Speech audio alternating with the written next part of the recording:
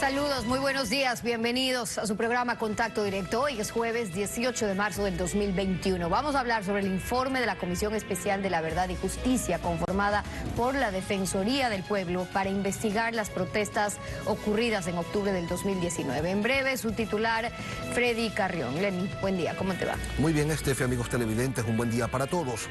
En otro tema, el COVID-19, las dudas de la ciudadanía sobre la inoculación, la mutación del virus, el lento plan de vacunación mientras el virus se expande llenando los hospitales de pacientes e incrementando las muertes. Más adelante, el doctor Rafael Caputi, infectólogo de Solca.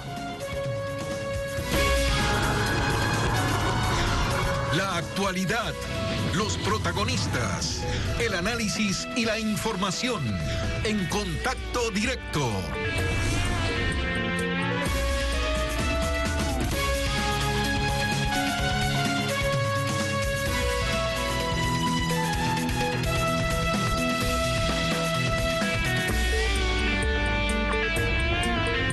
Con la intención de que se investiguen las denuncias que se presentaron luego de las jornadas de protestas que se desarrollaron en octubre del 2019, la Defensoría del Pueblo conformó la Comisión Especial para la Verdad y Justicia. Originalmente la comisión tuvo 5 integrantes, pero el trabajo lo finalizaron solamente 3. En ese octubre se movilizaron miles de personas, unos demandando rectificaciones al gobierno de manera pacífica luego de que decidiera eliminar el subsidio a los combustibles, otros expresando con violencia sus reclamos, atentando contra la propiedad pública y privada. Freddy Carrión, defensor del pueblo, nos acompaña esta mañana. Doctor Carrión, buenos días, bienvenido a Contacto Directo. Buenos días, Lenin. Muchas gracias por la invitación.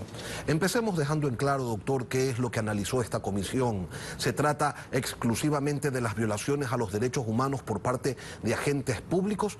¿Por qué no se analizaron también los delitos que cometieron los manifestantes en una protesta que no fue necesariamente pacífica, siendo que es la protección de derechos en general la función de la Defensoría del Pueblo? Efectivamente, Lenin, la Comisión Especial para la Investigación y la Defensoría, y que fue creada por la Defensoría del Pueblo, la Comisión de la Verdad, tuvo un objetivo fundamental: investigar los hechos que sucedieron en el mes de octubre del 2019. Por supuesto, su límite de aplicación o de investigación tiene que ver con la actuación de los agentes que están encargados de hacer cumplir con la ley. Esto, sin embargo, no discriminó ni mucho menos alejó la propia tarea de investigar aquellos actos violentos que se cometieron en la protesta, aquellos actos que fueron vandálicos, de violencia que se suscitaron en la protesta y que adicionalmente están siendo objeto de la Fiscalía General del Estado. Y esto es importante contextualizarlo, porque son delitos que se cometen en una protesta social que deben ser investigados, sancionados, pero que indudablemente el objetivo de esta comisión, de cualquier comisión especial de la verdad y la justicia, siempre se relaciona desde el punto de vista de los agentes encargados de hacer cumplir con la ley, si se excedieron o no en el uso de la fuerza. Es allí donde está el énfasis, en la actuación de los agentes del Estado, más no en la de los manifestantes. Completamente. Esto ha sido muy clara la Comisión de la Verdad al mencionar en su informe que esto no excluye, ni que mucho menos justifica aquellos actos violentos que se cometieron desde la protesta social, que es competencia de la Fiscalía investigar, que se tratan de delitos que deben ser sancionados, pero que en este punto su marco de actuación de la Comisión de la Verdad se circunscribe en analizar la actuación de los agentes públicos, de los agentes encargados de hacer cumplir con la ley, sobre todo desde el punto de vista de si excedieron o no en el uso de la fuerza. Pero al circunscribirse en la actuación de los agentes de la ley, como usted señala, doctor Carrión, parecería que la Comisión para la Verdad y la Justicia solo está contando una parte de la verdad y no está pidiendo justicia para todos, porque hubo quien murió calcinado porque los manifestantes incendiaron un bosque y ese incendio llegó hasta su vivienda, y otra persona que murió porque tuvo un accidente provocado por un tronco que atravesaron los manifestantes en una vía. Se habla, por ejemplo, con mucho énfasis de los periodistas agredidos por la policía, que no está bien, obviamente, pero no se hace el mismo hincapié en los periodistas que fueron secuestrados por los manifestantes. ¿Cómo se explica esto? Lo que sucedió en el mes de octubre fue un hecho de una inusitada violencia. Eso el país lo vivió, lo pudo verificar, los medios de comunicación fueron ampliamente, difundieron este tipo de información. Eso por supuesto que no se lo puede negar. Pero hay un tema que es fundamental. Estos hechos violentos que constituyeron delitos, cuando un particular comete este tipo de actos que son indudablemente contrarios a la ley, violentos, se les llama delitos y tiene que la justicia penal, Fiscalía General del Estado, investigarlo. En este punto la comisión inclusive lo deja consignado en su informe. Se trata de transparentar, de investigar y sancionar a quienes cometieron esos actos vandálicos con las instituciones públicas como la Contraloría General del Estado, cuando ingresaron a empresas privadas a saquear. Por supuesto, eso se encuentra recogido como un punto en donde es fundamental exigir y determinar la responsabilidad de aquellos que hayan intervenido.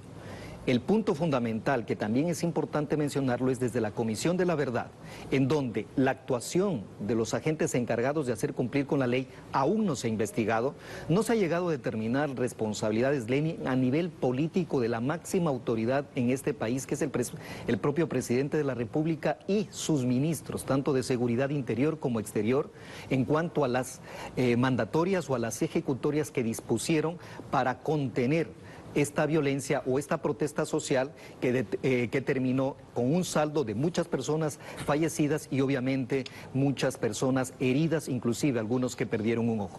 Doctor, vamos a los resultados del informe. ¿Cuáles son las violaciones a los derechos humanos que se determinan en este informe? La Comisión de la Verdad llegó a determinar de que existieron una múltiple violaciones de derechos humanos, desde el derecho a la vida, a la integridad personal, a la integridad física, a la integridad psicológica, a la libertad personal, violencia sexual.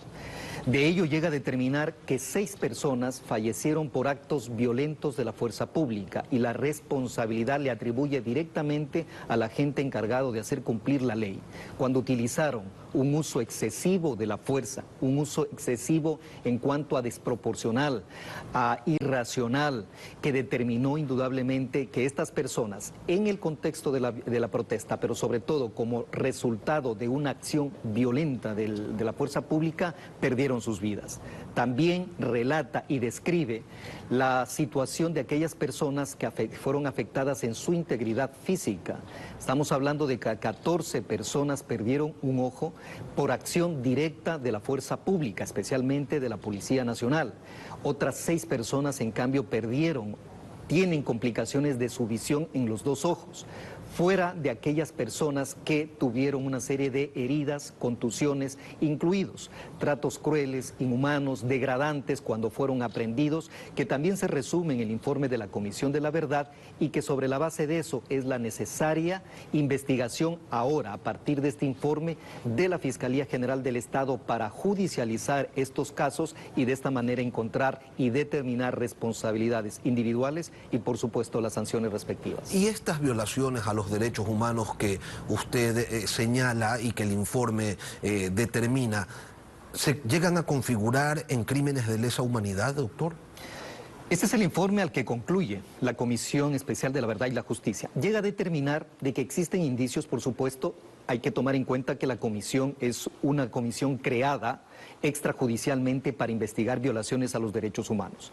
La responsabilidad la tiene la Fiscalía General del Estado para investigar delitos de lesa humanidad, en el que la Comisión de la Verdad llega a determinar, y esa es una de las conclusiones más graves a las que llega el informe, Lenin, cuando determina que hay indicios de responsabilidad de la existencia de un delito de lesa humanidad de aquellos que se encuentran configurados, tipificados en la Corte Penal Internacional, de la cual el Ecuador es parte, suscribió el protocolo de creación de la Corte Penal Internacional. Sobre la base de eso, hay indicios, responsabilidades, y eso es justamente lo que va a tener que judicializarse en el país cuando el Código Orgánico Integral Penal también tipifica, también establece estos delitos de lesa humanidad. ¿Y esto significa que si no lo investiga la Fiscalía podrán acudir a instancias internacionales o primero tiene que darse la investigación de la Fiscalía ecuatoriana para luego dar el otro paso?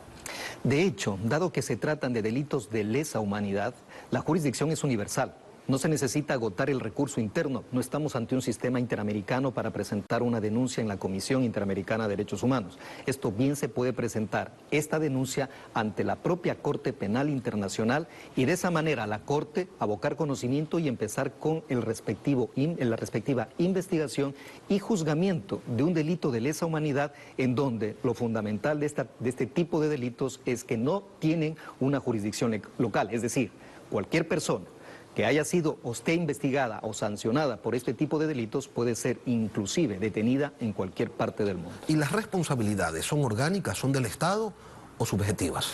Hay dos tipos de responsabilidades. Indudable, la responsabilidad individual, en este caso estamos hablando de delitos de lesa humanidad en donde hay un ejecutor directo, pero indudablemente esto no le excluye la responsabilidad del jefe de Estado, en este caso, cuando como representante del Ejecutivo, como representante del Estado en su conjunto, junto a los ministros de Seguridad Interior y de Exterior tomaron y decidieron en cuanto a las protestas sociales una serie de acciones cuyos resultados en este informe se recogen y que derivan en la responsabilidad tanto del presidente de la República cuanto de los secretarios de Estado, tanto de Seguridad Interior como de Seguridad Exterior. Y un elemento adicional, Lenin, que creo que es importante que el país lo conozca.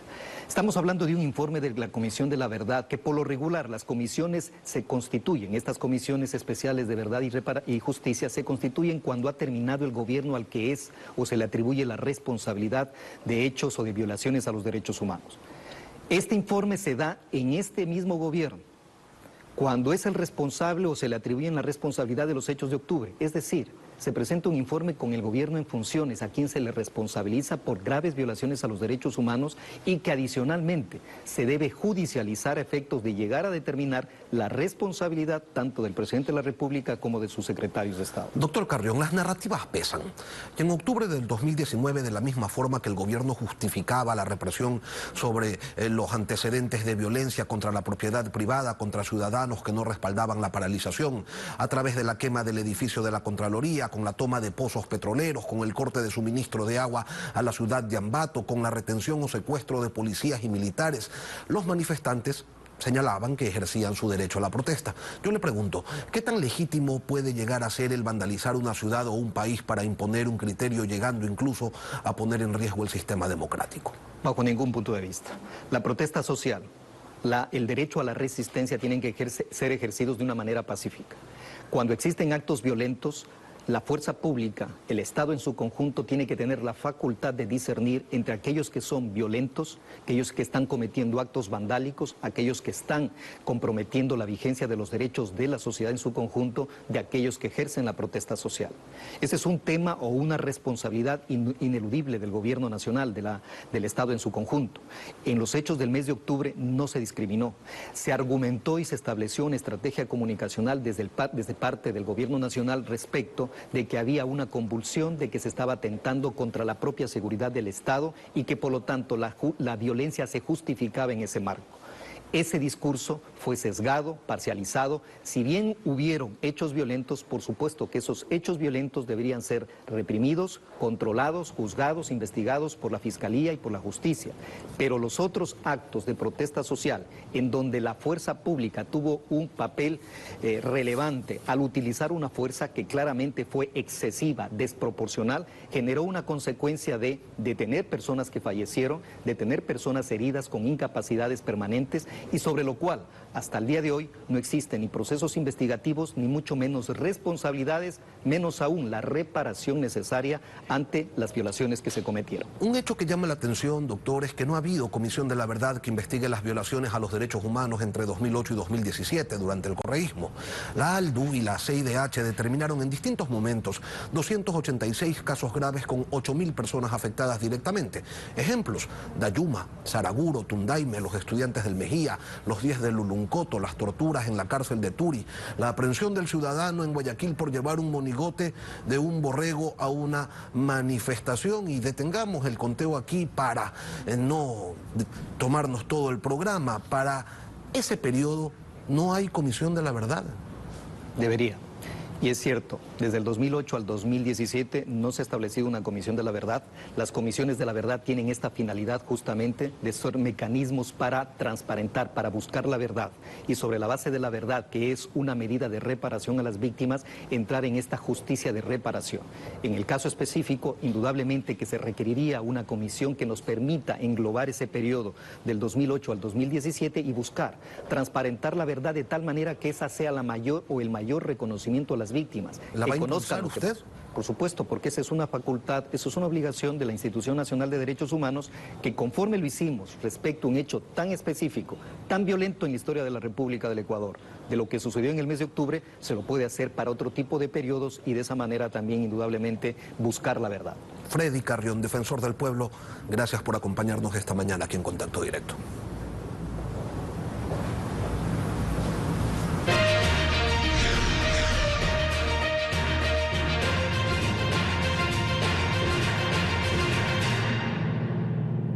El inicio oficial de la campaña de la segunda vuelta nos ofrece un panorama de ofertas tan generosas que exigen cambios radicales en la Constitución también. Alfredo, buenos días, ¿cómo te va?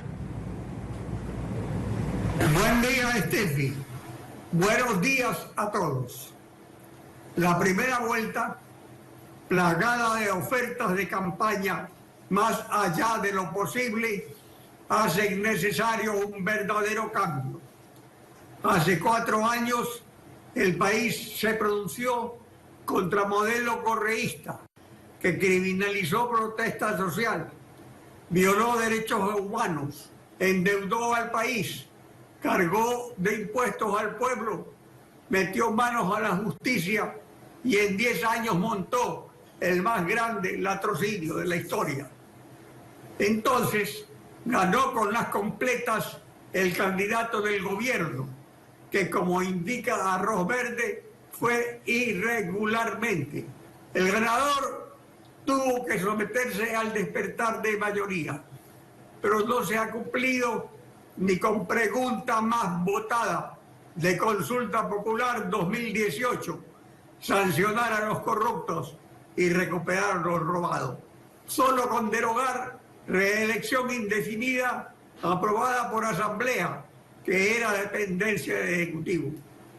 Por tanto, con lo demás se cumplió a medias y así vemos que en 4 años no hubo más cambios al modelo estatizante y dictatorial que esclaviza al país, pues siguen vigentes un banco central como dependencia del Ejecutivo, las mismas reglas de la contratación pública, la prohibición del trabajo por horas y normas electorales como voto en plancha y movimientos políticos provinciales que ofrecen una asamblea de esos movimientos sin ideología y constituidos como empresas familiares.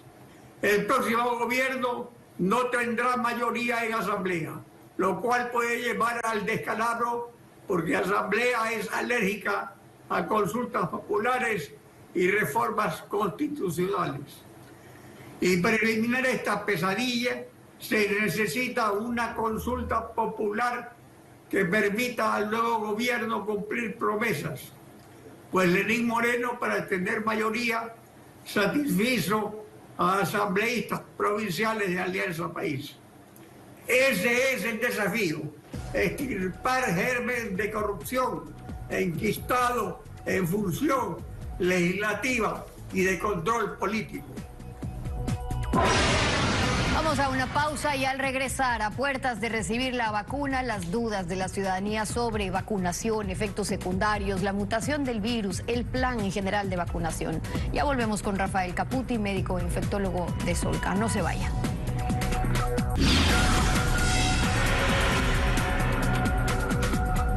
Ahora que estamos en teoría próximos a que la mayor parte de la población reciba la vacuna, queremos aprovechar para despejar dudas en relación al plan de vacunación. Nos acompaña para eso Rafael Caputi, jefe del Servicio de Infectología de Solca. Bienvenido a Contacto Directo. Gracias, Estefi.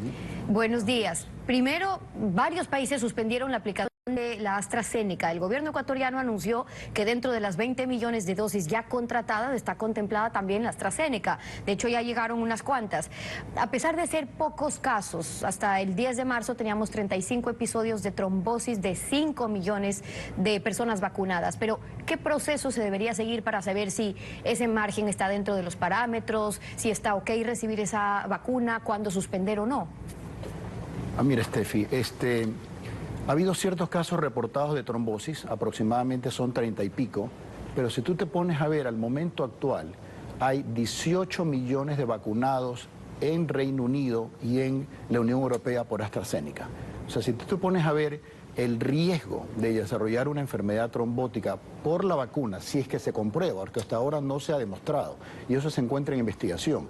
Y estoy seguro que probablemente en los próximos días o en las próximas semanas se levante esa sanción o se levante esa duda y se empiece a vacunar de nuevo con AstraZeneca. Probablemente estás hablando de un caso por cada 1 millón de dosis vacunados.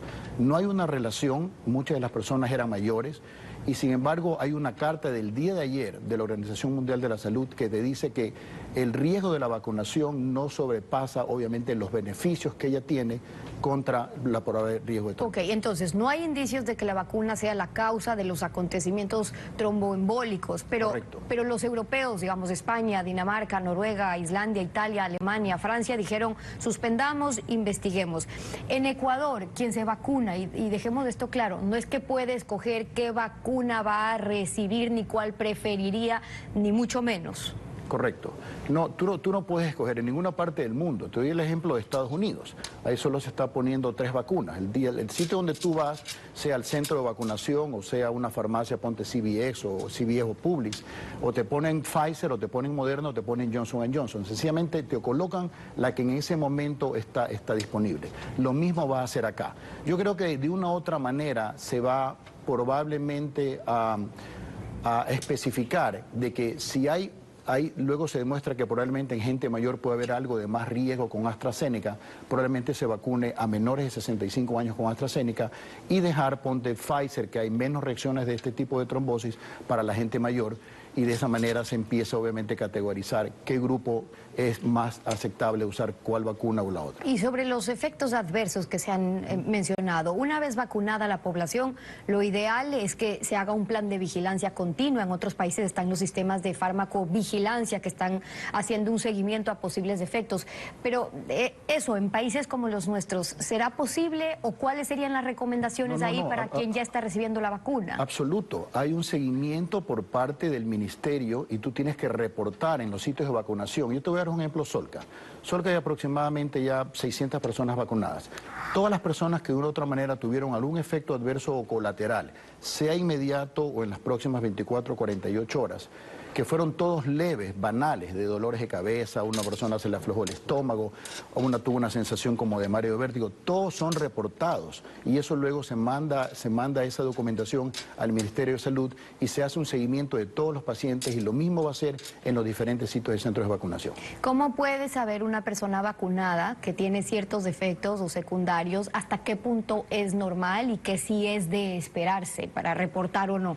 Mira, la mayoría de los efectos adversos serios tú los tienes en los primeros 30 minutos a 1 hora como máximo. Por eso es que una vez que te vacunen, te dejan en una sala de observación por aproximadamente 20 a 30 minutos y si no tienes una reacción mayor, luego te vas a tu casa. Luego, en las próximas 24 o 48 horas, tú puedes tener efectos adversos comunes que están descritos en todas las vacunas, inclusive en las vacunas que tú pones en la infancia a los chicos. Dolor en el brazo, puedes tener algo de enrojecimiento al inicio, cierto dolor de cabeza. Muchas personas te reportan que en las próximas 20 a 48 horas tienes una sensación como de escalofrío, de malestar, síntomas que son totalmente leves, que con sencillamente un par de paracetamol o de acetaminofén se resuelven esos síntomas inmediatamente. Otra de las preocupaciones, las mutaciones, las variantes. En Brasil, que hoy está fuera de control, sin medidas de contención, ya se está investigando una variante, la P1, que resultaría ser más contagiosa que el virus original. ¿Una persona vacunada ahora no está protegida de otras variantes o cuál se espera que sea la efectividad de las vacunas existentes con las mutaciones? Mira, todo virus muta y vamos a tener variantes. Tenemos la variante o la mutación, la de Gran Bretaña, tenemos la de Sudáfrica, tenemos la de Brasil y eso se va a seguir dando, eso va a ser imposible. Pero es claro que mientras más rápido nos vacunemos, mientras más rápido se haga el plan de vacunación, vamos a llegar a una inmunidad comunitaria más rápida y va a haber defensas y hay ya mucha reacción cruzada de que te protege contra muchas variantes. Por ejemplo, la de Pfizer te ha demostrado de que hay definitivamente protección contra la de Reino Unido y la de Johnson & Johnson, ponte también en Estados Unidos que te la aplican, tiene muy buena protección contra la variante de Sudáfrica. Entonces el mensaje que te quiero dar es que la gente no le tema a la vacunación, témele al virus. Mientras más pronto le llegamos a la vacunación, la inmunidad comunitaria es en beneficio de todos. Están investigando en Brasil, por ejemplo, también el agravante de tener personas ya contagiadas en contacto con estas nuevas variantes, que si eso puede provocar incluso nuevas mutaciones. ¿Es necesario, doctor, aún vacunados o ya habiéndose contagiado, seguir con estas medidas de seguridad? Es decir, una persona ya vacunada en cuanto al contagio o al porte, a contraer el virus, ¿qué pasa? Mira, déjame mencionar eso que es muy importante. Ponte, te doy la de Pfizer. A los 15 días de tú haberte vacunado con Pfizer, tienes aproximadamente 52% de protección. Después de la segunda dosis, entre el día 7 y el día 15, 2 semanas después, para generalizar, tú tienes una protección por arriba del 95%. Entonces, esas personas, y hoy en día se ha demostrado de que antes nosotros decíamos de que la vacuna te previene enfermarte, pero no te previenes infectarte. Es decir, que tú igual lo puedes, no evitas de que te enferme, de que te dé síntomas, pero tú igual lo puedes transmitir. Hoy en día ya tenemos data de que la vacuna de Pfizer y muchas de las otras te evitan también la transmisión asintomática. Es decir, de que no solo se logra de que no te enfermes, sino que evitas la transmisibilidad al resto de las personas. De ahí la importancia de vacunarse lo más pronto posible. Ahora, eso se logra con la vacunación, pero mientras eso pasa y por un plan lento, digamos, de vacunación para lo que está previsto que ocurra también en Ecuador, ¿cuáles serían las recomendaciones durante? Digo, me refiero, por ejemplo, a medidas nuevamente de confinamiento. Pregunto porque Quito está sin camas, no solo para UCI, sino para camas de hospitalización, cosa que no había pasado antes. Y el vicealcalde aquí nos dijo que se debería estar considerando un estado de excepción nuevamente, como ya lo han hecho otros países. Médicamente, ¿qué es lo que recomiendan? Mira, por ahora nos tenemos que seguir cuidando. Tanto el uso de la mascarilla, que es lo más importante, el distanciamiento físico y el lavado de manos sigue siendo capital para disminuir la transmisibilidad del virus. Por más que estemos vacunados, debemos de continuar con estas medidas. Hay una recomendación o un reporte que salió la semana pasada del Centro de Enfermedades y Control de Atlanta, que te dice que tú ya te puedes reunir sin mascarilla las personas de grupos pequeños vacunados. Y de esa manera empiezas obviamente a reactivar esto y tener un poco más de reuniones sociales, siempre y cuando la gente esté vacunado. Entre vacunados no va a haber ningún problema a futuro, pero mientras la gente no se vacune por completo, el mensaje es continuar con las mascarillas, el distanciamiento físico y las medidas de bioseguridad. Rafael Caputi, jefe del Servicio de Infectología de Solca, acompañándonos hoy en Contacto Directo. Muchas gracias por haber estado con nosotros. Gracias, Estefi. Una pausa, volvemos.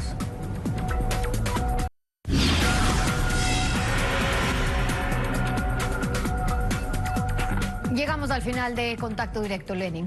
Que tengan todos un buen día. Nos volveremos a encontrar mañana 6:55 con las entrevistas. Buenos días.